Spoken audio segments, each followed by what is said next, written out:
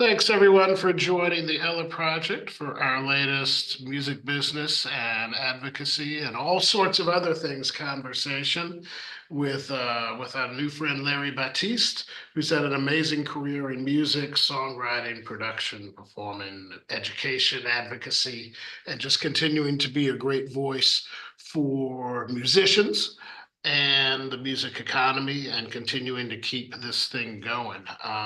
We're happy to be joined by our old friend George Ingmire, longtime filmmaker, producer, DJ, audio engineer, etc., etc. Um, just to give you a quick understanding of what we do here at the Ella Project. We're a pro bono legal services provider. My partner Ashley Keaton is on the call. She handles our legal program, amongst many other things. But that means that we provide services for free for artists here in Louisiana in matters of copyright, intellectual property, contract review, licensing, business incorporation, nonprofit incorporation. We have a separate patent program as well.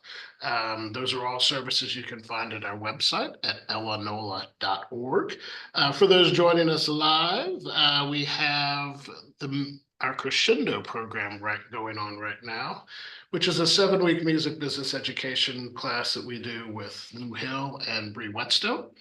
It's a really fun program that runs through all aspects of the music business, legal, as far as, of course, intellectual property, but also publishing, masters, working with PROs, but also dives into, performing at festivals, how to work with festival promoters, some basic finance for artists and musicians, promoting your releases, working with what record labels are in the year 2024 and how that has changed over the years, which I know are also topics we're going to get into in today's conversation.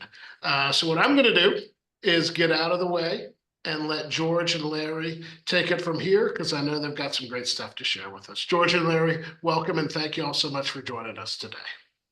Thank you so Thank much you. for having me. Appreciate it. Well, I've learned a lot over these last couple of weeks studying up on Larry Batiste. I've been in the music industry for over 40 years, recording, producing, and composing, along among a lot of other things. Singer, produces events. Early on, I would say at the very beginning, he was working with somebody that many of us here in New Orleans, we know him because he's a local. He's from up that way in Oakland, but his name is Bill Summers.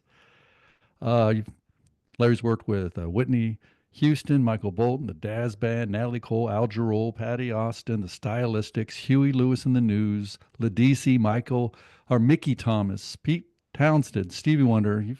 Imagine many of you out there have heard some of these names, but I want to start in Oakland because there's a story there.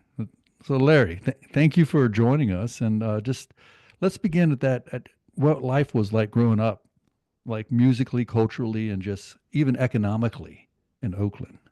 Oh wow, Oakland. It's hard to know where to start because Oakland's just always been music to me. The camaraderie amongst musicians. It's always been a family. You could just heard music on the streets everywhere you went. There was a community up the street from me was Larry Graham, who played bass for Sly and the Family Stone, Mhm.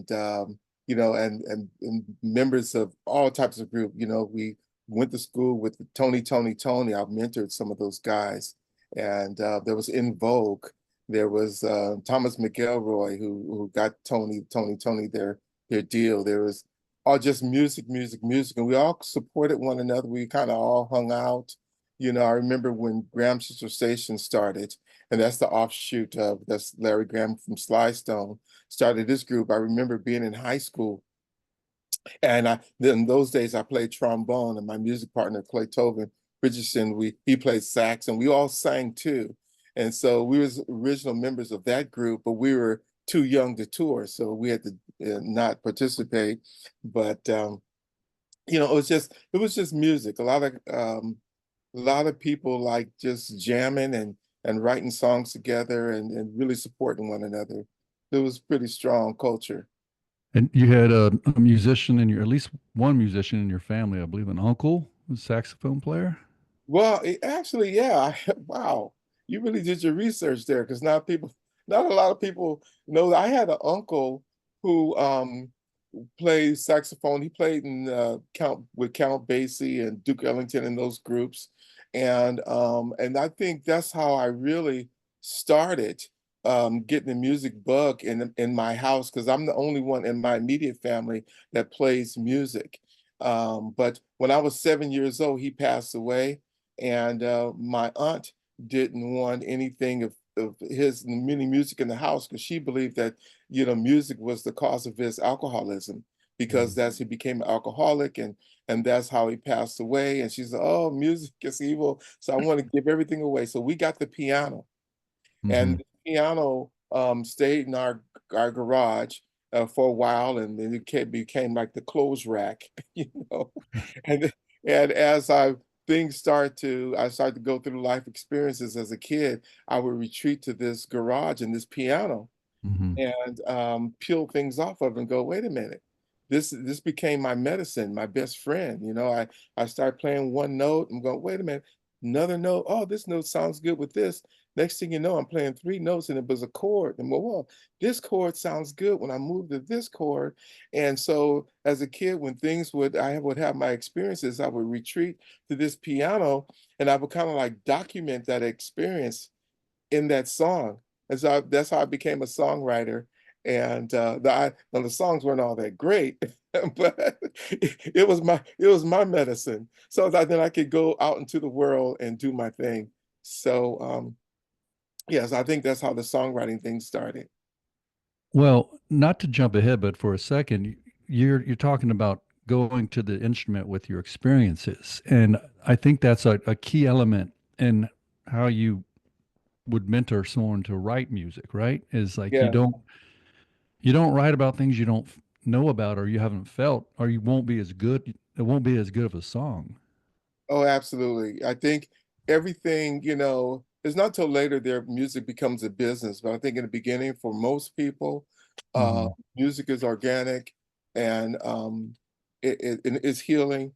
It is your Hmm. best friend. And the great thing about music is that um, it's with you when you're happy, it's with you when you're sad. So it's always your best friend. It takes care of everything. I remember recently buying a guitar for my daughter, who she's not really into music, but from her singing around the house, I recognize that she has perfect pitch. So, and she's interested in foreign relations and other things. And but I bought her a guitar, and because I told her that this guitar is going to be your best friend when you're happy, when you're sad. And I was so pleased the other day. And she doesn't really sing in front of me. I got to kind of like sneak up on her, find her. But the other day she came into my bedroom with her guitar, Hmm.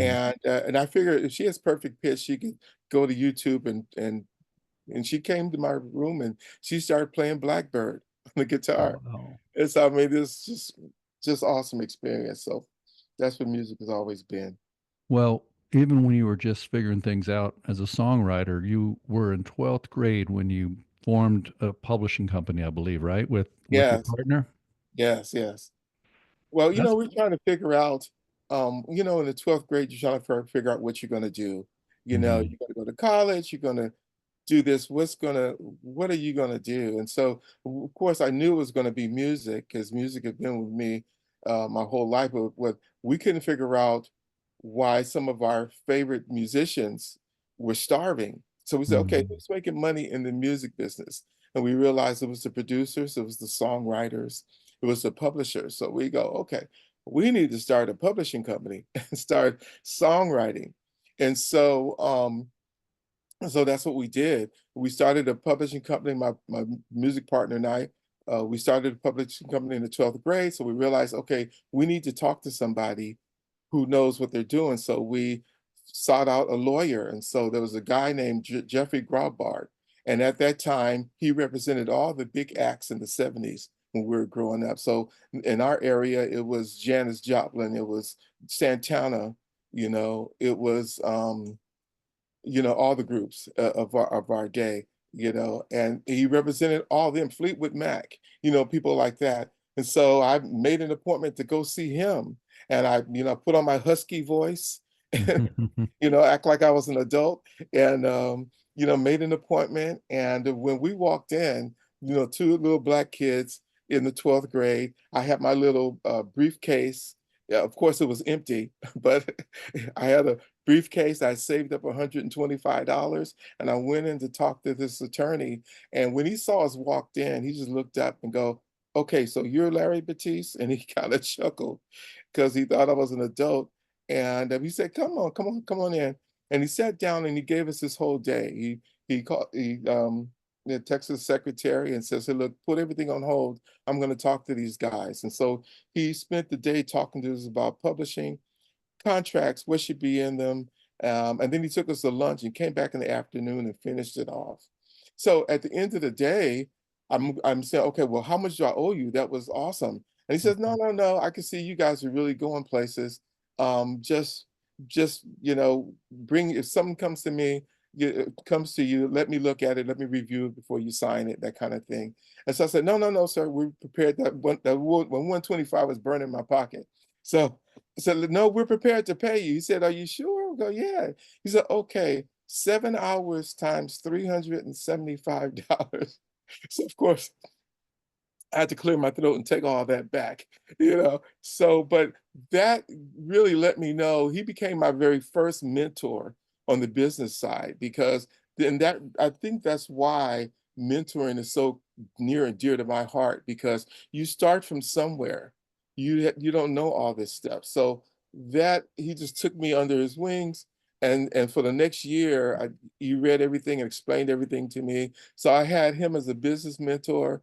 I had music mentors for vocals and also for instrumental, So mentoring is really huge and near and dear to my heart. There's my instrumental teacher was a guy named Bill Bell. And we're in the 12th grade again. He says to my partner and I, "Okay, you have a suit?" We said, "Yes." He says, "Okay, meet me at such and such place with your horn and your suit." And we show up and it's Eartha Kitt. And so I'm going, "Oh my God." And so next time we show up and it's Billy Eckstein. So now we're in the 12th grade. And it wasn't until later that I realized that he was mentoring us and he was showing us that this is possible. This is possible if you show up, be responsible, do what you're supposed to do, be prepared, and all that type of stuff. So that was at an early age letting us know that I could really do this. This could be Mhm. real. And for him to take that kind of chance on us, I didn't realize till years later that this was his gig. And what if we didn't show up? Or what if we didn't, or what if we were just being stupid teenagers, So, and that also let me know that that's what I should be doing. Mhm. That's what I should be doing. And so that's kind of why I'm here today.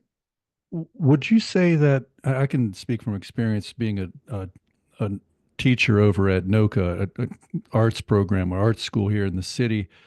Oftentimes, the people I'm teaching and mentoring end up hipping me to stuff because there's a lot of Yeah. things you aren't going to necessarily pick up on because of where you're at in life, but they're seeing things too. Oh yeah. Yeah. That is so true. We're all evolving, and I might know a lot of stuff, but they know a lot of different stuff, you know. Mhm. And so you have to remain open to, or else you're out of this world.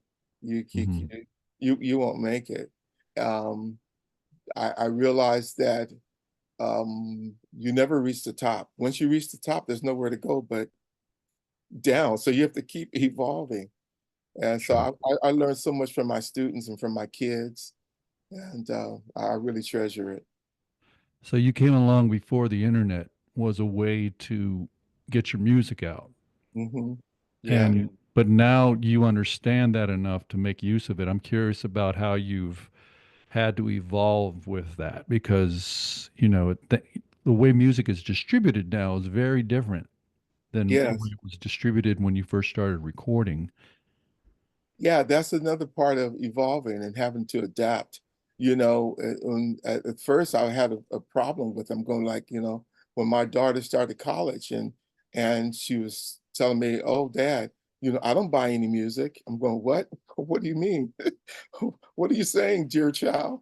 She says, no, I stream, I study, I listen to all the music. Why should I buy it? That type of thing. So Hmm. I had to change my way of thinking and, get into that and look at all the positive sides.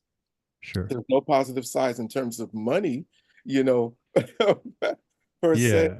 but there are sides in terms of being inclusive. More artists are able to find platforms for them. We're able to combine genres, so less restrictive, that Hmm. type of thing. And so, like, um, it's just much better. There's blending of genres, there's surprise drops, with some of the major artists with releasing music with no pre-marketing. Use Uh, Beyonce as an example of that, like yeah, the completely out of the box approach to getting it out there. absolutely. Taylor Swift, those type of artists, that could do that really easily. And also, DJs are artists now. And you Thank look you. D DJs are artists, which is something that wasn't happening when I was growing up. I sang on a Whitney Houston song, Higher Love, and it was just a bonus track on the I'm Your Baby Tonight album. And no one really heard it until this DJ, Kygo, came along a couple of years ago and did a remix. Well, Hmm. that thing has sold 2 million copies. It's on was part of the inauguration, so the Democratic convention. They play it going in and out of Good Morning America. It's on the Lay's potato chip commercial. And because all those things were taken through the union for me, I benefit every time those things are played. It's on airlines. It's crazy, So I love you, DJs. Mm. Hey, I had to show you this before we get too far ahead because you're talking about the old media forums, and this is an artist that is calls New Orleans Yes, yes. My his dear friend, home. my You're dear, on the back, yes, yes.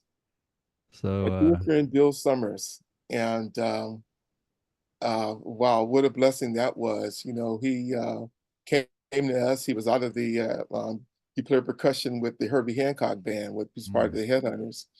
And we also played percussion for the mini-series Roots. He orchestrated all of the percussion work for Roots. And so he come from a very high profile. And after the success of the Headhunters, he was given his own record deal and he needed to collaborate with some songwriters and young people coming up. And again, my music mentor, Bill Bell, pointed him to my partner and I. And that's how we began the collaboration. And we did 4 or 5 albums together where we co-wrote all the songs and produced the albums.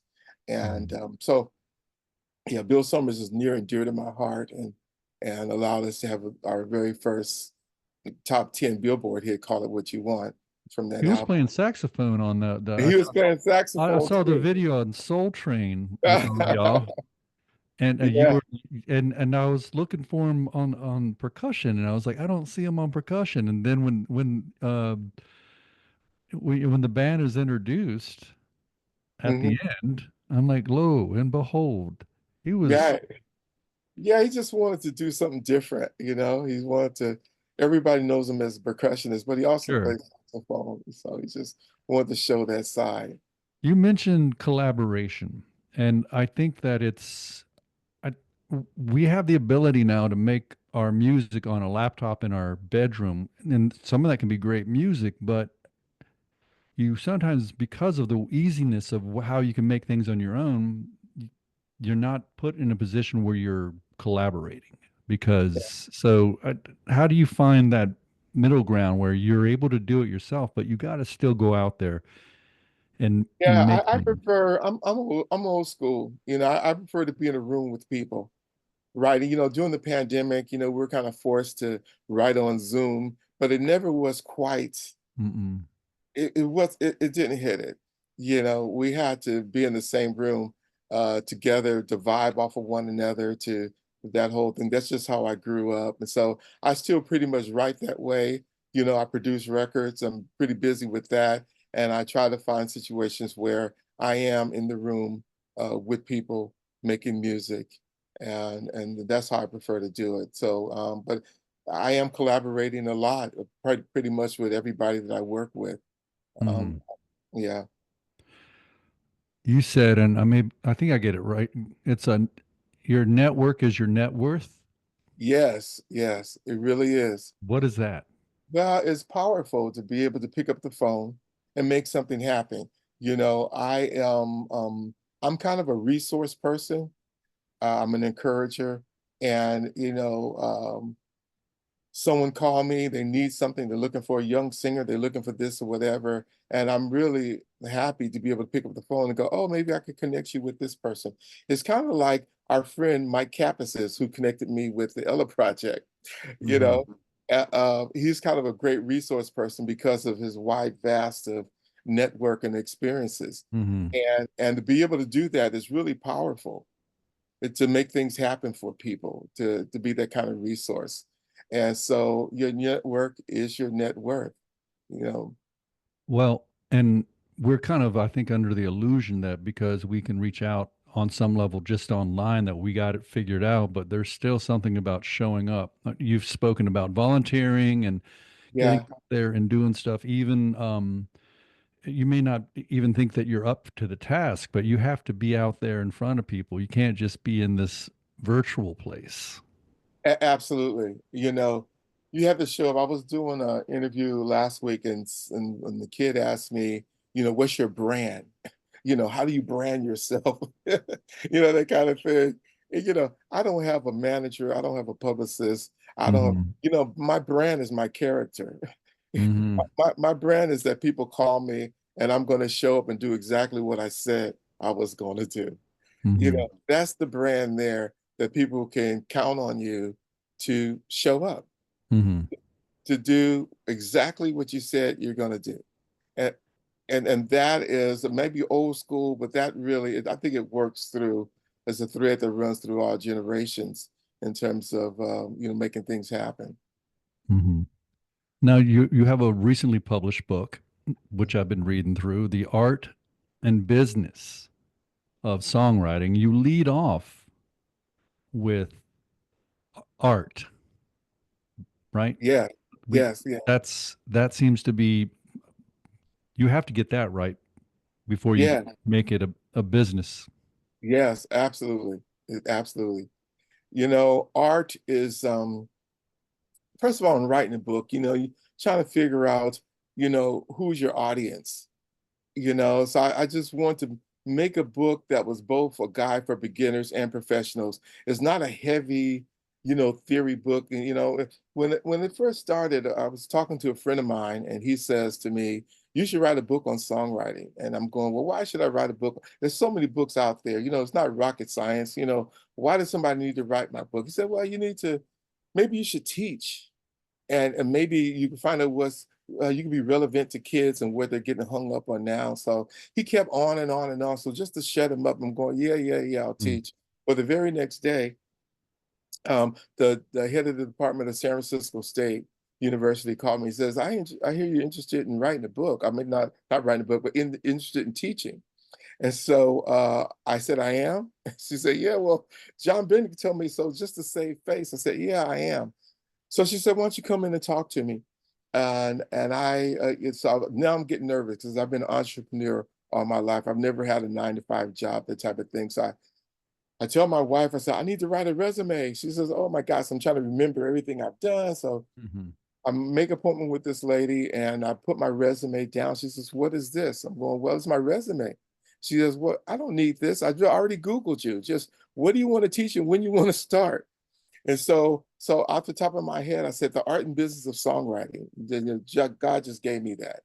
Mhm. And she says, "Well, okay, well, write a curriculum and, let's get going." So probably a year into doing it, I was maybe doing just one night a week because that's all I could handle. So I'm busy with other work. I got a Mhm. call from Oxford University Press. It says, "Wow, we don't have that title. How about you write a sample chapter?" And and so the book kind of found me. It wasn't my idea to Mhm. write a book. So I did it, and so the rest is history.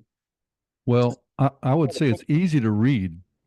It's comprehensive. It's enjoyable to read, and I think it's useful for somebody just starting out, and it's also useful for people who have been in the business a long time but want to kind of see it in a book just to understand. There might be things that they're like not hip to. I mean, you mentioned a little while ago about being a member of the union. Like Hmm. there's ways that we haven't really talked about yet, but there's ways that musicians and artists need to protect themselves. They need to be proactive Yeah, because no one's going to do it for them. Like they reaching out to the Ella Project would be an example. yeah, That's a yeah, place you can go for legal assistance. If you yeah, don't know how to do this, there are people who know how to do it and will help you. yes, absolutely. Thank God for organizations like that because, I run into so many people in trouble because they just don't know what to do. Where do you get this information from? How do you know about this stuff, Hmm. And so, I mean, the thing is just trying to, first of all, just trying to protect yourself, trying to protect your intellectual property and do all your registrations, those type of things, just knowing to do those things. There's a Is lot in that book that I didn't know about. I understand the definition of the divisions between a mechanical and composition. You know, there's a recording and then there's a song that was written down, but you get down into all the different agencies that you need to reach into. I mean, we can't go too far into it here because we would be here for another few hours, but you you really did go deep with this in a way that is readable, is not daunting. So, I mean, curious it's about how you manage that because this is a lot of this is kind of very technical and not necessarily entertaining, but you made it worth going through as a book. well, just trying to think of trying to put myself in your shoes. Hmm. If I'm starting off, okay, what would I need to know? Those type that type of thing, creating an outline of just logically thinking it through, what would have really hung me up if I didn't have my mentors and that type of Hmm. thing. How could I explain it in the most simplest way, where people would get it and feel protected and also it making someone feel helping them feel empowered to do it. I can do it. That type of thing is not that, like I said, it's not rocket science. Hmm. So, you think of the most obvious things about writing a book, just first of all, so I starting off with a great idea. And I always thought, okay, the chorus, you got to have a chorus, okay, the chorus is the blueprint, is where you're heading, and oh, got to have a great story, all the lyrics lead up to the chorus, that type of thing. Because how I think about, putting a song together, and I look at songs as like being mini movies, right? In movies, there's always tension and release. There's always the subplot, and I look at the subplot as being like counter melodies and those type of things. It's just trying to, figuring out how, the ear is used to a rhyme scheme, so try to come up with a strong rhyme stream with, using great word choices. So you're not seem like, oh, he's just trying to rhyme, you tell a story in that, and then what things attract me to songs, there's songs always have signature riffs, right? Like so you in the first couple of bars, there's some kind of line that plays and make you identify this song right away, and the use of harmonies and, element of surprise, something you're not expecting, those kind of things. Um, so I just think put myself in your shoes and go, what makes me like a record? And then sometimes not to be so serious about, the story and you learning how to learn and unlearn stuff, because of all the technical things you think about lyric writing and stuff. There's also songs like Whoop, There It Is. Okay, what the hell does that mean? Right. But I love that song because it made me feel a certain way, and so it has a place, as a place for us. Another So thing that's really wonderful about your book is it's not just from your point of view. You in chapters and especially at the end of the book with a series of interviews with yes, people from various walks of life and various levels of experience. And yeah, you get their insights yeah, to but Yes. Yeah, well, the thing is, I started thinking and writing the book. Well, hell, I don't know everything, and there's more than music is so subjective. There's more than one way to do it. But let me talk to some other people and see how they do it. And so I've been really fortunate to walk in the life of with a lot of great people. And so I interview Peter Asher. Yeah, and Peter Asher was Paul McCartney's roommate. He signed the Beatles, and he also discovered Linda Ronstadt and James Taylor and people like that. And I was fortunate to be a trustee with him with the Recording Academy, and Mhm. so I was able to interview him, and then our good friend Narda Michael Walton, who lives in the Bay Area, and I've done a lot of his recordings, and of course he's done Whitney Houston and Mariah Carey and Aretha Franklin and Peter Gabriel and, stuff like that. And then I interview a lot of independent artists, to see how they do it, because I know people who are having great careers and without the use of a major label. And Mhm. so they all have their own perspectives and I see them doing great. So, There's somewhere in the book where jumping into the idea of the business of it that I mhm, found that it could be applied a lot of this book actually you could use for other type of work, any sort of, you could be a filmmaker, whatever else. There's certain, especially the business end of it. One of the things that you say in there is, you should do 3 business tasks a day. yes, Now, what are some of those tasks? Like, I mean, because you're writing songs. We are just talking about writing music, but then there's like, I know that I've talked to musicians. They spend, the mornings booking gigs and yeah, making sure they can get, the especially in New Orleans where you got sometimes you might have a different bass player on different gigs because everyone's doing all kinds of stuff. But so, what are some of the tasks that you would suggest people in the that want to be in the industry or who are trying to move forward in the industry? What are these things that they should be working on a regular basis? yeah, I think like you named it, like, bookings but part of it is like following up. We go out, we meet a lot of people, and then what? You go home, Hmm. you don't know, follow up. So I think a lot of the job is following up with people who you've met, and trying to be organized and what you do is working out the logistics. When I musical direct the Grammy Awards pre-telecast for 8 years, and music is always the easiest part. It comes the most natural to me, but 80% of that gig was working out logistics. Hmm. Uh, the charts, the arrangements, talking to people, figuring out where they're coming from, that type of thing, the back line, union stuff, it's all logistical stuff. And so just figuring out, having great communication skills, that kind of stuff.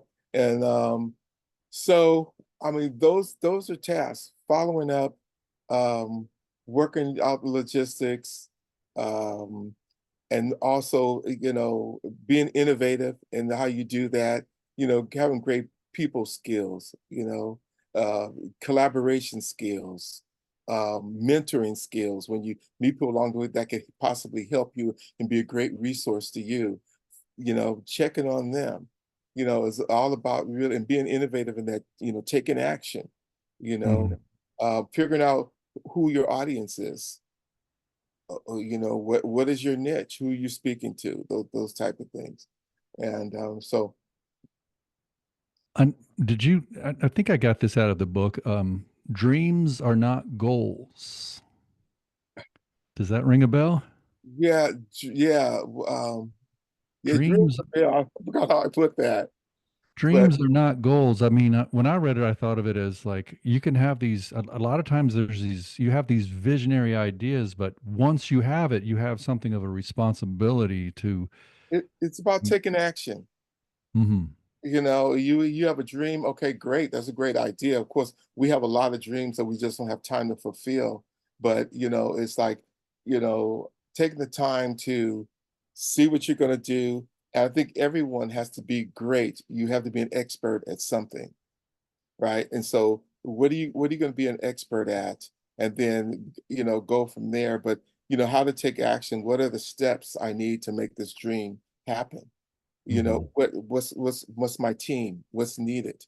that type of thing. So I think that's where I was coming from there. Sure.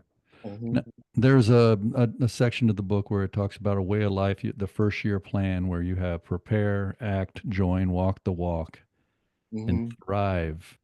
It's amazing how much you could just work within that one section of that, and But let's go to thrive, because that's something that people forget about. Mhm. I thrive. Thrive is just excelling, is really exactly what the word means. It's just thriving, excelling in what you do, learn more, keep evolving, that type of thing.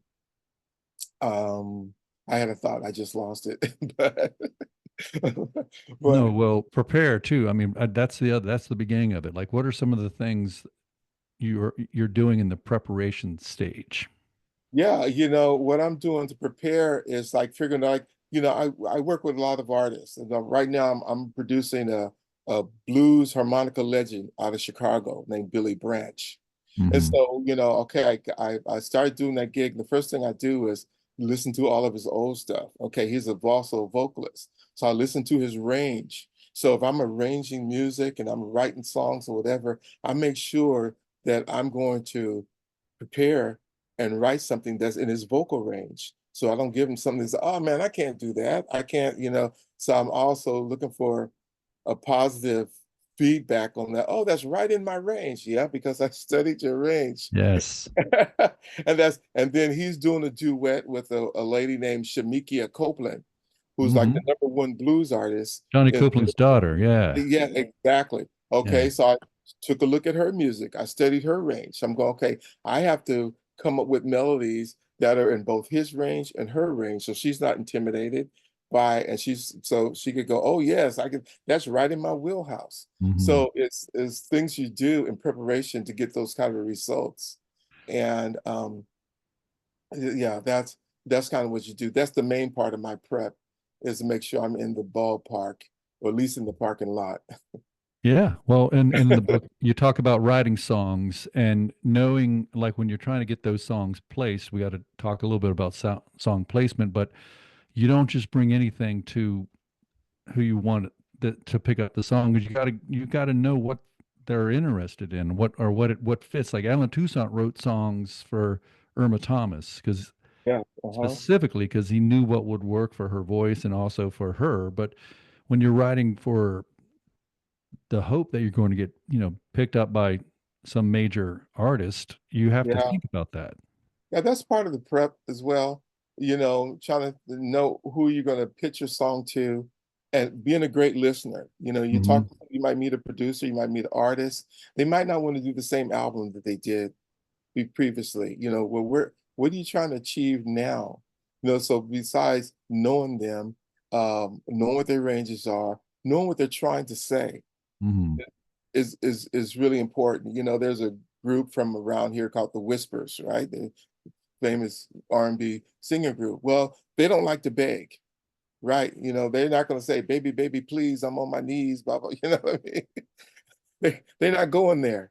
So Hmm. just knowing that, who they are, knowing something about the artist, it's all like, doing your homework. I have a real good friend named Michael Bearden. Michael Bearden is, he was Michael Jackson's musical director at his passing, the time he passed.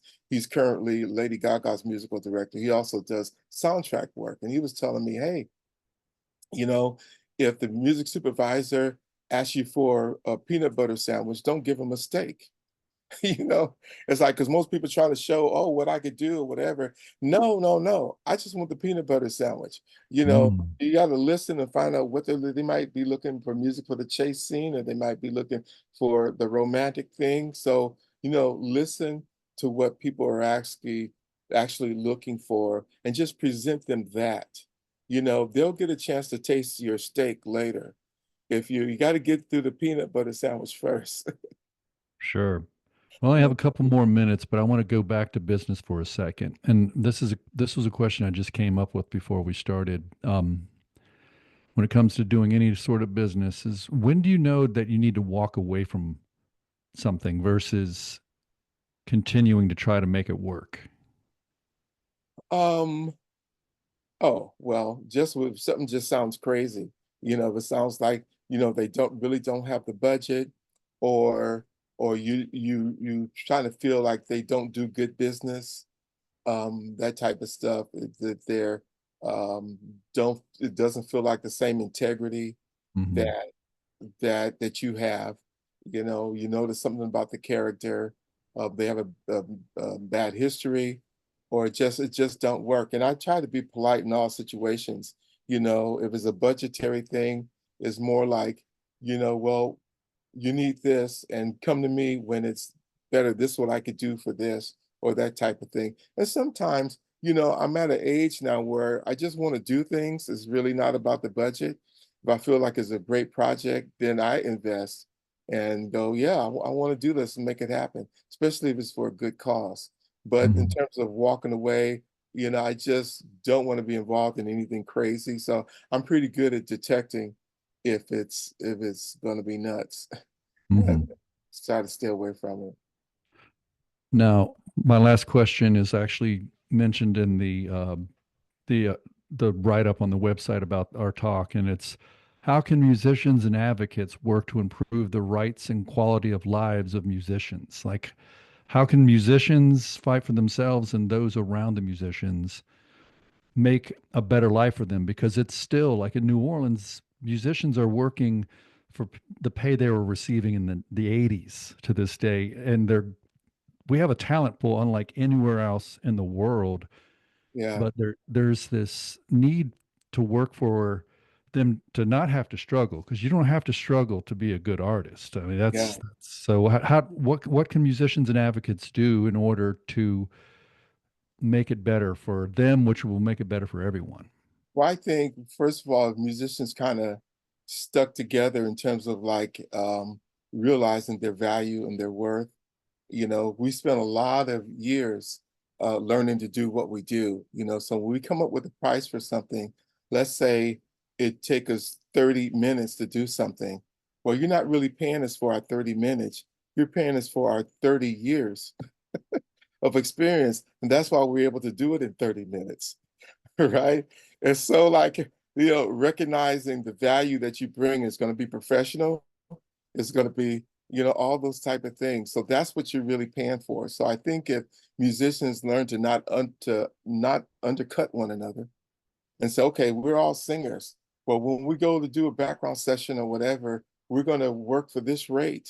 Hmm. And and so you're not going to give them a price, and they're gonna call your friend over here, and they're going to undercut you by $100 or whatever. So just having a community that's together and doing that, I think that really helps out a lot. Well, Um, I think your book's going to help individuals, but also be a great springboard for uh, communities. And as I mentioned maybe earlier, this book belongs in schools for aspiring musicians and also people that are handling the business side of it. It's written in a very, I mean, you cover a lot of territory. It's I can hear your voice in it. It yeah, sounds like you. It's coming from a place of joy and experience, and that makes it more readable. So I had to hats off to thank thank you. what you've been doing for people throughout your life, and now you've put it into a book. So where can people? I know where I got mine. I was able to pick it up off of Amazon as a Kindle, but there's hard copy and or soft cover as Paperback. well, right? Yeah. Yeah. Well, you could find my book on tiny url.com Hmm. slash Larry B Books. So that's tinyurl.com slash forward slash Larry B Books. Hmm. That'll take you right to my book. Okay, now I don't know if there's anyone in the uh, Zoom room with us or that wants to ask any questions, but I guess we could open it up now. Gene? Yeah, and thank you guys. That was fantastic. And Larry had so many great mentions and turns of phrase that I just absolutely loved. I know Ashley and I were both taking notes there as well. I just put Larry's link to his book in the chat. And speaking of the chat, so we got a couple ways to do this. If you want to ask a question using the chat, that's great. For those of you who want to use the react button and raise your hand, if you want to do that, then I can call your name out and then you can unmute. We can do it that way as well. So we do have a few minutes for questions. So if anything has anything for Larry, now's the time to ask. I see at least one musician in the room. So how about from one of you, Ashley or Gene? You know, any sort of questions? I mean, you've dedicated your lives to doing much of what we're talking about here. So what can this do for our local artists and musicians? Well, selfishly, thank you, Larry, for promoting the value of a lawyer in the industry. Since that's what I do, and that's one of the primary services that we provide. And I hope that, you know, someday that there's just one or hopefully more musicians that refer to us the way that you did that wonderful lawyer who did not charge you, even though you really wanted to pay that bill, and then didn't later. And I don't blame you. And that tickles me to pieces. But you know, that's more of a statement than a question. I do want to say that I think that this has been a very insightful interview, and the content has been, at least for me, and I hope for the attendees, and I really believe for people who watch us down the road. I mean, you really do. Well, you and George did this throughout the interview, but you know, your life is a roadmap for how to engage in the music business. And George was able to really artfully weave that story through a single hour. So, and I know that you have much more than that was covered today, but I'm hopeful that, you know, people really listen. And that's how we learn, right? We learn from other people. We learn from storytelling and, you know, from lessons learned, you know, challenges and opportunities. That's how we figure out how to, you know, overcome them or gain from them, as the case may be. So you've really presented a lot for us to think on and improve on, and, you know, in some cases maybe to, you know, reinforce, right? So thank you so much for that. You're welcome. I really appreciate you all for inviting me. And George, you're amazing. You've given me joy today. Oh, thank you. Just pulling up that Bill Summers is so unexpected. And Hey, I and played it after and you know what? I got the Roots soundtrack on vinyl, and I didn't realize that Bill Summers was a principal musician on that. So, I mean, I got the Roots. I didn't bring it in with me, but yeah, I began in vinyl. I mean, I was playing records when I was a little kid. Like you spoke about going into the garage and like, you know, getting to the music when you needed to get to the music to process what was going on in your life. Well, I went and put on records, and yeah, that's absolutely. how I became a DJ. It was because of the universality of the what's happening in the music. It, Yeah. I mean, it's good for you on a spiritual level. It's actually good for your brain chemistry. Like there's so many Right. things happening within the music, and that's why we need to sustain our musicians, and that's why your Mhm. book is super important, because it's easy to kind of look at this as something that musicians are doing that because they don't want to work. And I like say, well, they work harder than most anyone I know. Oh my God. When I was in high school, there was a guy saying, okay, what are you going to do when you like, you know, I said, well, I'm going to be a musician. He said, oh, you just don't want to work. Ugh. I wish I could find that old man now because I Hey, Well, worked Mary, I so. do have one question for you. You know, Yes, you talked about your daughter and how she, you know, wasn't buying records for a while. And one mhm. of my cheesy lines that I always tell my students is that, you know, records are no longer for sale, they're for stream. And I Yeah. wonder, you know, and you went over a little bit about this, but do you see, I mean, we can go down into history, but that's a rabbit hole, so we're not gonna do that. There's that, like, the blame game is, there's no game. Mhm. Like, we know what happened in the record industry, right? Yeah. Like, it's really its fault. It's really Yes. All the labels' faults. They got what they asked for, unfortunately. But going forward, do you see a way out of this? Do you see a way back into, I mean, I don't know that we go back to brick and mortar stores, though. I mean, you just never know. But do you see a pathway forward where people are actually going to, I mean, do you think it's going to require cutting out the streaming platforms for people to buy records again? Like, what do you think? Right now, I don't see a way out. I think, records are very needed. We need to keep making records. But Hmm. records, to me, they're like business cards. They're like letting people know that you're relevant, that you're active. Right. Um, but and then that's probably why I advocate so much for musicians and other rights, you know, Hmm.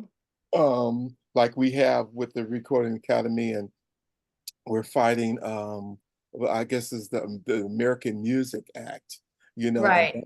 I'm right, familiar. you're familiar with that, where like we're the only country that don't pay artists that are being played on terrestrial radio, that's AM/FM radio. And so you get Right. You're talking people about for sound recordings, right? sound recording. So Right. you get artists that are being exploited.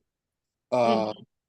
it's radio. Their radio stations are making money from advertising and stuff like that, but they're not paying the artists. So you get artists, legacy artists, like the Mavis Staples of the world. Mhm.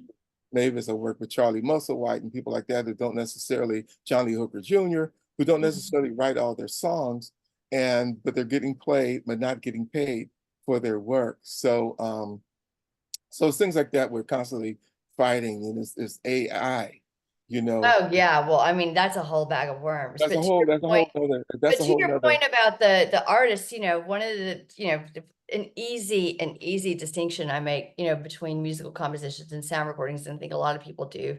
You mentioned recording with Whitney, is the Dolly Parton "I Will Always Love You" composition that Whitney recorded and made famous in the contemporary context, which was the Mhm, 90s. So maybe not contemporary, but back then. mhm.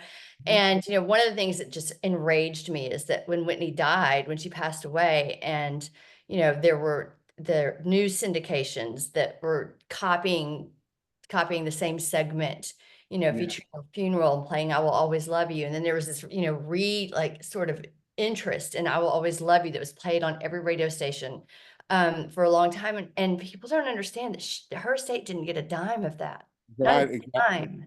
Yeah, Not a yeah, dime. And I mean, you talk about wrongful exploitation. I think that's the story, right? yeah, exactly. Yeah. And so there's ways to try to combat that, Mhm. write your representative. You go to house.gov and you type in your zip code and you figure out who your representative is, and you try to, you do Yeah, and that. people would be surprised about how bipartisan this could be, this can be. It's just Yeah, about, it's really, in my experience, it's about making them understand, because most people don't understand. Most people in the industry, a lot of people in the industry don't understand the things that we've been talking about today. So you can't expect your average congressman to understand, the intricacies of songs that people that, this story about Whitney, that actually happened, because it's really hard to believe, right? would you be So you surprised just how have many to people make that actually? storytelling, relevant and, really simple. And it's hard to do, but it can be done. I was going to say you'd be surprised at how many Congress people really do love music, and Oh, they what do? what Yeah. was only explained to them, that okay, BB King, was had diabetes and was doing gigs in a wheelchair in the last part of his life because he had to do shows, he had to do gigs, he had to show up Right. in order to make money because he was being exploited. So when you put it that way and these people understand what's going on, it could Mhm. really help some of these bills to pass. So I agree. I that's agree. our gig. Well, to reiterate, get the book. Those of you who are watching this right now, get that book because it is comprehensive, extremely readable. I mean, you get a taste of theory and all that, which was nice to read. Even though, I mean, I snuck into the music department over at UNO until they discovered I wasn't supposed to be there. I learned a lot of theory before they're like, "You didn't audition." I was like, "Yeah, well, okay," but the book covers that. But then we're talking about the struggles because of the modern industry, but you also explain other ways to make the money, which is like to go into song placement and understanding, like getting it into a TV show. Or, there are some people in our city that are doing a little bit better now because of the music was played in Treme, right? Yeah, Mhm. yeah, Not sure how well, but there are ways there are other revenue streams that people can explore as we work out the legal issues that are going to take a while, because we know how long things like this take to deal with. So I think the book, I'll say it again, just belongs all over. Every music program in the United States should have a book for every student, because learn it before you learn the hard way. yes, absolutely. Thank you so much for saying that. I Yeah. appreciate all of you. Well, thank you guys so much. This was a lot of fun. It was illuminating, but it was also enjoyable. And I know our audience feels the same way. So George, Larry, y'all are fantastic. This was fun for us to do. And we look forward to doing more of these in the future. So for those of y'all who are joining us, we're going to sign off for now. Big applause to our guests, and y'all have a lovely day. Thanks, everybody. Thank you. Thanks, everyone. Thank you. Take care. Bye-bye.